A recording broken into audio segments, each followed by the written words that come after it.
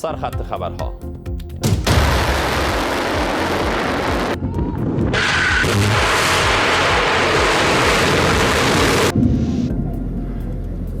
روزهای سرنوشت ساز جنگ در خاور میانه.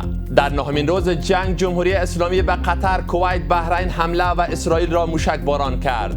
اسرائیل و آمریکا ایران را بمباران کردند. ترامپ از تغییر نقشه ایران سخن زده و ایرانیان آن را خیال خام می‌دانند. ولش نمی‌کنی. این باید تاوان اینو بده. ایشون رهبر ما رو کشت، به شهادت رسوند. ولش نمی‌کنی. حقوق زنان مورد اختلافی امارات با جهان. همزمان با 8 مارچ روز جهانی زن، وزارت امر به معروف و نهی از منکر از تأمین حقوق زنان در افغانستان اطمینان داد. سازمان ملل و برخی نهادهای دیگر از نقض حقوق زنان و اشتراک نداشتن آنان در جامعه ابراز نگرانی کردند. د وزارت محتسبینو یوازې په تیرو لسو میاشتو کې د میرمنو د حقوقو په برخه کې 3511 شکایتونه ثبت کړي چې له ډلې 3481 شکایتونو ته پر وخت رسیدنه شوې. الله اکبر. ولا مجاهده ولا پاکستانو پوستو ولا و درگیری های افغانستان و پاکستان مورد بحث وزیران خارجه سازمان کشورهای ترک. وزیر خارجه ترکیه میگوید تنش‌های جاری میان کابل و اسلام آباد در نشست غیر رسمی وزیران خارجه سازمان کشورهای ترک مورد بحث قرار گرفته است. هاکان فیدان خواستار حل تنش‌ها از راه دیپلماسی شد. Bugün önce Sayın Cumhurbaşkanımız tarafından kabul edildi değerli bakan arkadaşlarımız. امروز وضعیت افغانستان را بررسی خواهیم کرد و ما چنین فرصتی را نیز داشتیم. افغانستان صلح‌آمیز با همسایگانش از آرزوهای اساسی ماست. من اسماعیل سادات میزبان شما در خبر 5 هستم. اسرائیل و آمریکا اعزام نیروهای ویژه به ایران برای تصرف ذخیره‌های یورانیم غنی شده را بررسی می‌کنند و جمهوری اسلامی بار دیگر به اسرائیل، قطر، کویت و بحرین حمله کرد. ایالات متحده و اسرائیل نیز بمباران شهرهای ایران را ادامه دادند. چین اعلام کرده که موضع بی‌طرفانه و عینی اتخاذ کرده و ترامپ میگوید نشانه ای از حمایت مسکو از تهران ندیده است. لاریجانی از اسارت سربازان آمریکایی سخن زد و سنتکام رد کرد. برای جزئیات بیشتر این خبر همکارم احمد رشاد زریر با ماست. سلام زریر، وقتت بخیر. در نهمین روز جنگ تنور جنگ همچنان داغ‌تر است. از اظهارات مقام‌های طرف‌های درگیر شروع کنیم. ترامپ، نتانیاهو و پزشکیان چی میگن؟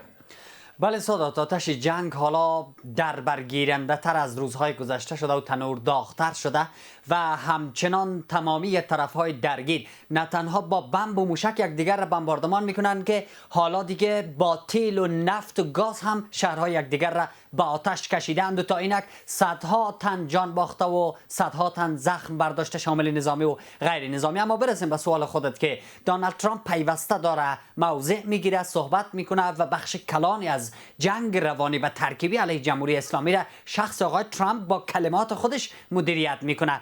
صحبت‌های مهم و تازه او این است که در هواپیمای خودش به پرسش رسانه ها پاسخ داد در پیوند به این که آیا نیروی زمینی وارد ایران میکنه یا خیر، آیا کردها را اجازه میده، صلاح میده که وارد ایران شوند. گفت خیر، من نمیخوام که از کردها حمایت مسلحانه کنم تا داخل ایران شوم. اما گپی بسیار خطرناکش این بود که سوال خبرنگار در پیوند به این که آیا نقشه ایران همین باقی خواهد ماند یا خیر، این سوال را عجیب جواب داد و رد نکرد و گفت که مطمئن نیست که بعد از این جنگ ایران با همین نقشه میمانه یا خیر که این بحث خطر تجزیه ایران در ذهن ترامپ و اسرائیل، چیزی که ایرانی ها متهمشان میکنن، را برجسته تر میکنه. و اما همچنان در پیوند به انتقام جویی از او که آقای لاریجانی چند بار از هشدار میده، ازش پرسان کردن که آقای لاریجانی میخواد از تو انتقام رهبر را بگیره، گفت واکنش سخره‌آمیزی نشان داد و گفت که لاریجانی اصلا کی است، من نمیشناسمش و این حرفا هیچ اهمیتی برای من نداره. و همچنان ایران را گفت که یک سرطان بزرگی است که در حال برداشتن این غده سرطانی از جمهوری اسلامی را البته از روی کره زمین هستیم و داریم موفق میشیم و تاکید کرد که جمهوری اسلامی در حال نابودی است. و در کنارش اضافه کرد، گفت که ما در حق جهان لطف و خدمت بزرگی کردیم و همچنان ایران را، جمهوری اسلامی را متهم کرد که حمله مسلحانه یا پرتاب به مکتب دخترانه میناب که نزدیک 180 کودک دختر دانش آموزده و جان باختن، گفت این کار را خود جمهوری اسلامی کرده. البته نگفت عمدن، گفت چون دقت ندارد تسلیحاتشان مهماتشان به این خاطر خودشان انجام دادن این کارا. همچنان در یک اشاره کرد، یک گلایه کرد از بریتانیا، گفت که استارمر دیگه تصمیم گرفته که ناوهای جنگی به خاورمیانه در کمک با ما بفرسته که دیگه نیازی نداریم و این را فراموش نخواهیم کرد. حالا ما جنگ را بردیم و حالا به جمع ما میپیوندن چون میدانن که ما برنده هستیم. همچنان به تسلیم بی قید و شرط ایران تاکید کرد، چیزی که از طرف ایرانی ها رد شده. و اما صحبت های ایرانی ها ضمن این که در میدان نبرد همچنان دارن با اقتدار عمل میکنن، جمهوری اسلامی ضمن یک سری مسائل اختلافی که داره رونما میشه که در مورد بعد بهش خواهیم پرداخت سادات، جمهوری اسلامی هم از موضوع قدرت، از موضوع پیشرفت و موفقیت صحبت میکنه. آقای لاریجانی صحبتایی کرده ضمن این که گفته ترامپ را رها نخواهیم کرد، گفت که تنگه هرمز را ما نبستیم، به شکل طبیعی به دلیل ناامنی بسته شده. و همچنان آقای لاریجانی تاکید بر این کرد که حملات ادامه خواهد داشت. خب دیروز آقای پزشکیان معذرت خواست از همسایه ها، گفت دیگه حمله نخواهیم کرد و اما امروز صحبتاش دوباره تغییر کرد چون آقای اژه‌ای و آقای کالیباف گفتن که حملات ادامه پیدا میکنه. همکنون ادامه پیدا کرده حملات به پایگاه های آمریکا در کشورهای منطقه و آقای لاریجانی تاکید کرد بر این که چندین سرباز آمریکایی را تا اینک ما اسیر گرفتیم و اما سنتکامی را رد کرد. گفت آمریکا دروغ میگه که فقط 6-7 نفر کشته شده، زیادن تعدادی هم پیش ما اسیر است. اما سنتکام گفت این دروغ ها و فریب های بزرگی است که به قول فرمانده سنتکام، سخنگوی فرمانده سنتکام، به خاطر تلاش برای بقا است که از طرف ایران چنین چیزهای مطرح میشه. تشکر. بعد در میدان جنگ چی جریان داره؟ زریر و اوضاع به نفع کی است؟ های برنده و بازنده تا اینک مشخص است یا خیر؟ جنگ همچنان داغ است، جریان دارد. هم کویت هم بحرین به حملاتی را که جمهوری اسلامی انجام داده به مخازن نفت که کلان آتش و تیل و نفت و گاز آتششان پایگاه نفتی کویت را سوزانده و همچنان یک مخزن آب شیرینساز در بحرین هدف قرار داده شده. همین اتفاقی که در ایران افتاد، مخزن آب شیرین را آمریکایی‌ها هدف قرار دادن، بهانه‌های دیگه آوردن و استدلال‌های ایرانی‌ها کردن. همچنان هم که آمار تلفات غیر نظامیان به بیش از 1,500 رسیده و تعداد زخمی‌ها هم خیلی فراوان است. حملات موشکی را که ایران به شهرهای مثل امارات، قطر، دبی و عربستان سعودی کرده، گویا بیشتر پهپادها و موشک‌های ایران رهگیری شده ولی همچنان به مراکز اصابت کرده. ایران ادعا میکنه که سیستم‌های دفاع هوایی آمریکا را مختل کرده و در حال از بین بردنشان هست و آمریکا و کشورهای متحدش میگن خیر، به مراکز غیر نظامی حمله کرده و خسارات وارد کرده و تا 1 نفر در بحرین گویا کشته شده. و همچنان این آتش در حال گسترده تر شدن است و گویا تنها در 24 ساعت گذشته 300 حمله آمریکا انجام داده و همچنان به صدها پهپاد و موشک از طرف ایران پرتاب شده که دیگه کشورهای بیشتری دارن موضع میگیرن و درگیر ماجرا میشن. میخوایم به می بپردازیم. موقف کشورهای دیگر چی از زریر و آیا متحدان آمریکا و ایران به جنگ خواهند پیوست؟ خب متحدان آمریکا که کماکان دارن میپیوندن، هم استرالیا به بهانه حمایت از متحدان قرار است ناوی به خاورمیانه بفرسته و هم ایتالیا که خانم جورجیا ملونی گفت که قرار است برای دفاع از امنیت اروپا به قبرس یک ناو جنگی بفرستیم. هم بریتانیا با وجود گلایه آقای ترامپ قرار است 2 ناو به خاورمیانه بفرسته. خب فرانسه و کانادا موقفشان روزهای چند قبل مشخص بود. اینا کماکان دارن بله به جنگ میپیوندن و به نظر نمیرسه که در خط آخر متحدشان آمریکا و اسرائیل را تنها بگذارن. ولی از طرف ایران که انتظار بیشتر از چین و روسیه میره و از ترکیه که حسابش حالا مشخص شد قبل جنگ کنار ایران بود، در جریان جنگ کماکان عقب کشید و حالا ترکا هشدار میتن به ایران که مبادا شلیک سمت ترکیه کنی، چون یک موشک شلیک شده بود که تا الان بحثش جریان داره. ولی روسیه، آمریکا، آقای استیو ویتکاف از طرف آمریکا روسیه را هشدار داد، گفت که دخالتی نکنه در این مسئله که خوب نخواهد بود. آقای ترامپ گفت که نشانه مبنی بر حمایت روسیه از تهران ندیده تا اینک. و اما چین ضمن این که آقای وانگ یی وزیر خارجه چین با تاکید گفت که ما طرفدار جنگ نیستیم و هرچه عاجل باید این جنگ پایان پیدا بکنه و از مجاری دیپلماتیک مشکلات حل شوه و نباید دوباره قانون جنگل بر جهان حاکم شوه. همچنان هم گفت که ما موضع بی‌طرف و عینی داریم، به این معنا که زیر نظر دارن از نزدیک تمام اوضاع ولی فعلا طرف نیستن. اما پشت صحنه بعضی ها به ویژه آگاهان مدعی هستند که چین وارد معرکه شده و همکاری های چین روسیه هر دوشان با متحدشان جمهوری اسلامی ایران انجام دادن. خب به عنوان آخرین پرسش زریر و این پرسش همچنان مهم است، آیا تأخیر در گزینش رهبر و چگونگی حمله تهران به همسایه ها نشان از اختلاف رهبران موقت ایران داره یا خیر؟ سادات، نمی شود بله و یا نه خیر قاطع به این پرسش خودت پاسخ داد. و اما چگونه است؟ اوضاع از این قرار است که در پیوند به گزینش رهبر اعضای مجلس خبرگان هر یک صحبت‌های متفاوتی می‌کنند. علم الهدا امام جمعه مشهد گفت که رهبر انتخاب شده، مجلس خبرگان رأی دادن، نهایی شده، فقط اعلامش مانده.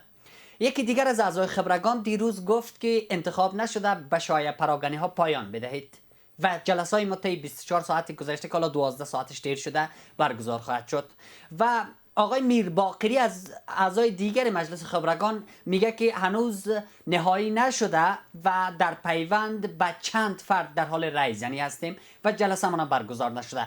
براستی در پیوند بر رهبر، گزینش رهبر، دو مسئله وجود داره، یا اینکه جدا اختلاف به میان آمده و یا اینکه دارن بازی میکنن و در بخش این بازی دلیلش میتونه اوضاع امنیتی باشه. چون اسرائیل امروز هم هشدار داد و آمریکا هم که هر کسی جای آقای خامنه ای بیاید و شبیه او باشه، به ویژه اگر فرزندش آقای مجتبی خامنه ای باشه، حتما او را هدف قرار خواهیم داد. یک، میرسیم به بخش دوم پرسش خودت که حمله به کشورهای همسایه. دیروز آقای پزشکیان آمد گفت که شورای رهبری تصویب کرده که ما کشورهای همسایه را نزنیم الا اینکه از این کشورها مبدا باشه و حمله صورت بگیره به ایران. البته اینکه چقدر چون این چیزی هست هنوز مشخص نیست. اونا ادعا میکنن که هنوز از حملات آمریکا از پایگاهش در خاک اونا استفاده نکرده. و چند ساعت بعد از صحبت آقای پزشکیان، آقای ترامپ آمد گفت که بالاخره تسلیم شدند به کشورهای همسایه‌شان، دیگه قلدر خاورمیانه نیستند، در حال پایان دادن با عمرشان هستیم و اینها. دوباره خشم ایرانی ها بالا گرفت، دوباره حملات را به کشورهای همسایه آغاز کردند و آقای باقر قالیباف، آقای علی لاریجانی و همچنان آقای محسن ایژه‌ای عضو دیگری شورای 3 نفره رهبری موقت ایران گفتند که نخیر، حملات به کشورهای همسایه با شدت ادامه خواهد یافت. و سرانجام امروز آقای پزشکیان آمد، موضوعش را تغییر داد و گفت که دیروز صحبت‌های مرا دشمن برداشت خام کرد. من نگفتم که نمیزنیم، گفتیم در صورتی که هیچ تهدیدی از این کشورها با ما نباشه نمیزنیم، حالا که هست بنان ما میزنیم.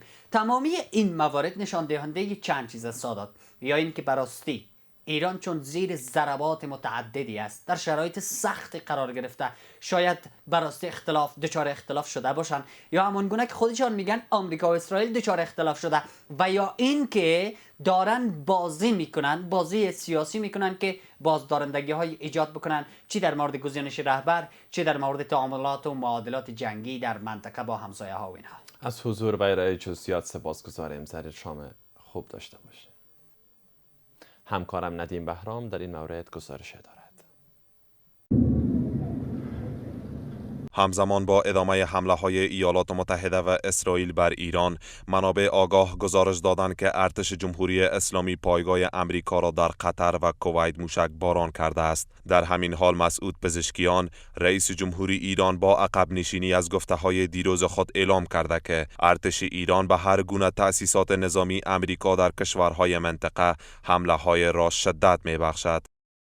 اما اتفاقی که داره رخ میده اینه که از هر کشوری بخوان به خاک ما حمله کنن و تجاوز کنن، طبیعتا ما مجبوریم جواب اونها رو بدیم و این چیزی رو که میخوایم جوابشون رو بدیم معنیش این نیست که ما با او کشور دعوا داریم، معنیش این نیست که ما خدای نکرده میخوایم مردم اونجا رو ناراحت بکنیم بالاجبار، چون به ما حمله کردن مجبوریم جوابشون رو بدیم و هر مقدار این فشاری که اینا وارد میکنن بیشتر باشه، قدرت برخورد ما طبیعتاً بیشتر خواهد بود.